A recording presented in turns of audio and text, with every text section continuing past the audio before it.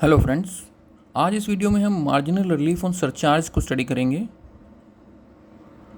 इससे पहले कि हम मार्जिनल रिलीफ को स्टडी करें, उससे पहले हमें ये जानना बहुत ज़रूरी है कि व्हाट इज़ सरचार्ज।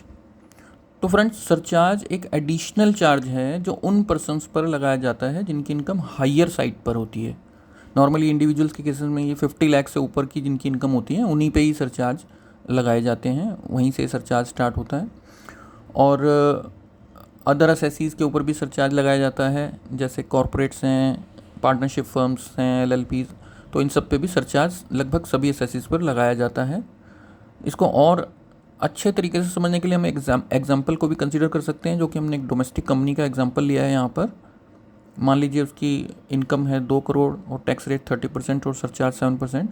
तो यहाँ पर हम देखेंगे कि इनकम टैक्स तो हमने इनकम पर लगाया है 2 करोड़ पर 30%, जो कि 60 लाख आ गया है इनकम टैक्स। लेकिन सरचार्ज इनकम पर ना लगा के हमने इनकम टैक्स पर लगाया है 7% का।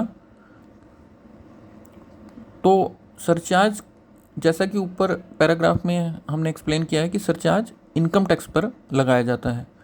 उसके बाद एजुकेशन सेस है, जो कि इनकम टैक्स और सरचार्ज दोनों पर लगाया जाता है, वो भी ऐड हो जाता है। तो उसके बाद टोटल टैक्स पेबल आ जाता है एक एसएससी का।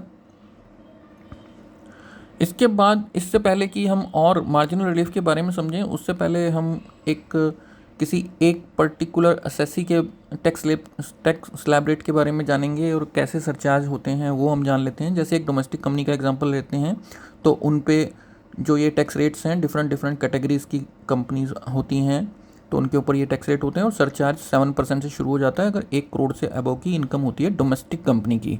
तो यहाँ पर हमने सिर्फ डोमेस्टिक कंपनी का एग्जाम्पल लिया है, हालांकि सरचार्ज तो सभी एसेसीज़ पर लगाए जाते हैं। तो एक एग्जांपल ही हमारे लिए काफ़ी रहेगा, क्योंकि सेम रूल्स अप्लाई होंगे अदर एसेसीज़ के केस में भी। अगर हम इस एक रूल के जरिए से अगर हम ये जान लेते हैं कि मार्जिनल रिलीफ कैसे मिलता है सरचार्ज के ऊपर। तो फ्रेंड्स, मार्जिनल रिलीफ को एक बार डेफिनेशन के जरिए भी हम समझ लेते हैं। मार्जिनल रिलीफ, जैसा कि हमने पिछले चार्ट में देखा था कि नीचे सरचार्ज के 2 रेट्स हैं डोमेस्टिक कंपनीज के केस में, 7% और 12%। तो 7% के केस में भी मार्जिनल रिलीफ मिलेगा, 12% के केस में भी मार्जिनल रिलीफ मिलेगा।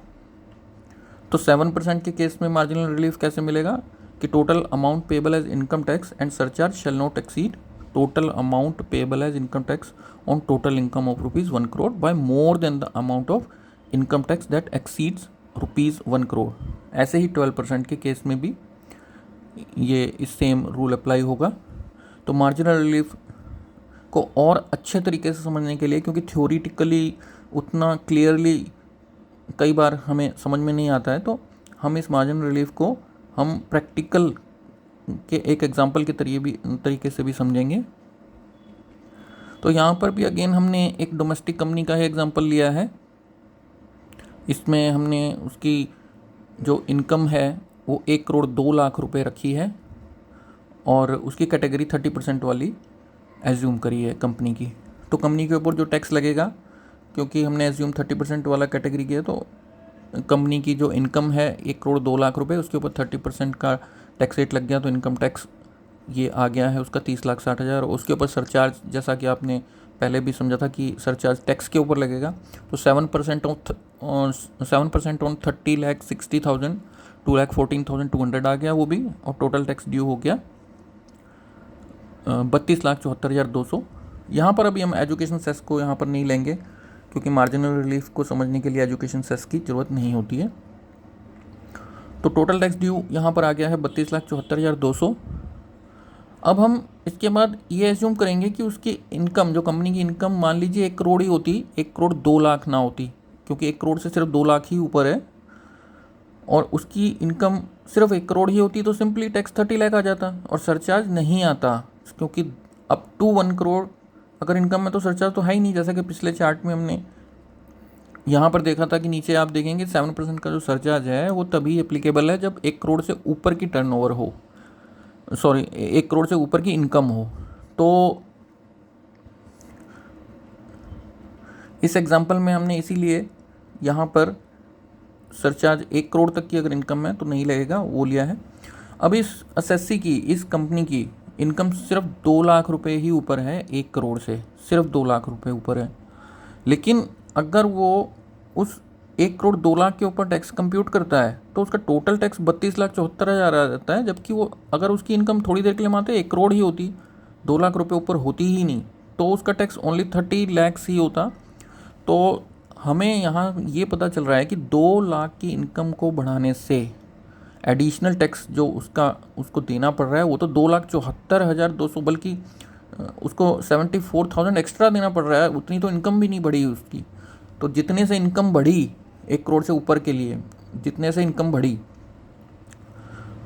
तो उतने से भी ज़्यादा का एडिशनल टैक्स बन गया, मतलब इंक्रीमेंटल इनकम से भी ज़्यादा इंक्रीमेंटल टैक्स बन गया, 74,200 ज़्यादा। तो गवर्नमेंट ने इस चीज़ को उसको एसएससी को इस चीज़ को उसका बेनिफिट भी दिया है कि अगर आपकी इनकम जो इंक्रीमेंटल इनकम है, जो 2 लाख रुपए है, अगर उससे भी ज़्यादा का एडिशनल टैक्स, इंक्रीमेंटल टैक्स उससे भी ज़्यादा का बन जाता है, तो आपको सिर्फ इनकम तक ही आप टैक्स दे दो। मतलब गवर्नमेंट ये कहती है कि आपका ठीक है, आपका इनकम से भी ज़्यादा बन गया टैक्स जो बढ़ी थी, तो आप 2 लाख रुपए जो आपकी इनकम बढ़ी है आप उतने तक ही दो, आप 2,74,200 मत दो, आप 2 लाख तक ही दो। फिर तो टोटल आप 30 लाख प्लस 2 लाख, आप 32 लाख ही टैक्स दो। गवर्नमेंट का ये कहना है कि आप बाकी का आप रिलीफ ले लो, कोई बात नहीं, क्योंकि आपकी इनकम ही नहीं बढ़ी इतनी। तो यहाँ पर इस केस में 74,200 का रिलीफ मिल जाएगा। तो यहाँ पर मार्जिनल रिलीफ 74,200 रुपये की है, जबकि टैक्स उसको 32 लाख रुपए देना है, ताकि एटलीस्ट उसको लॉस तो ना हो। भले ही उसकी इनकम बढ़ी है या जो भी है, तो उसको एटलीस्ट लॉस तो ना हो एडिशनल टैक्स की वजह से।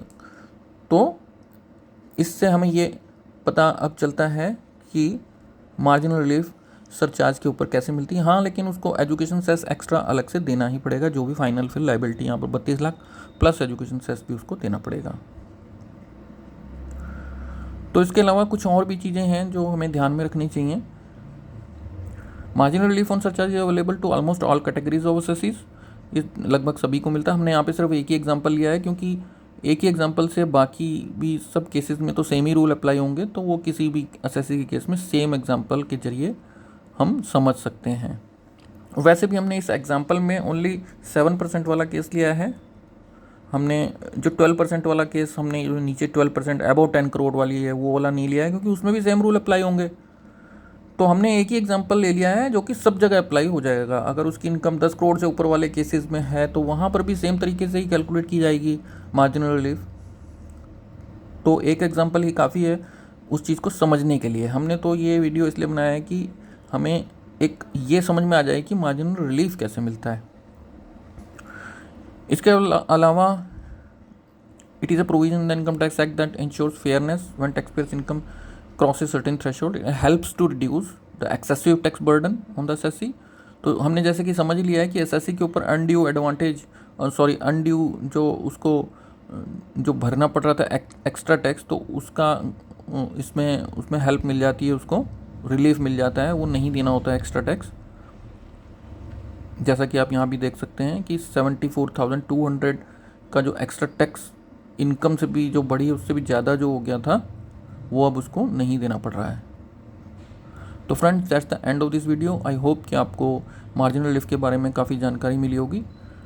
अगर आपको वीडियो अच्छी लगी हो तो आप लाइक और शेयर भी ज़रूर करें। Thank you.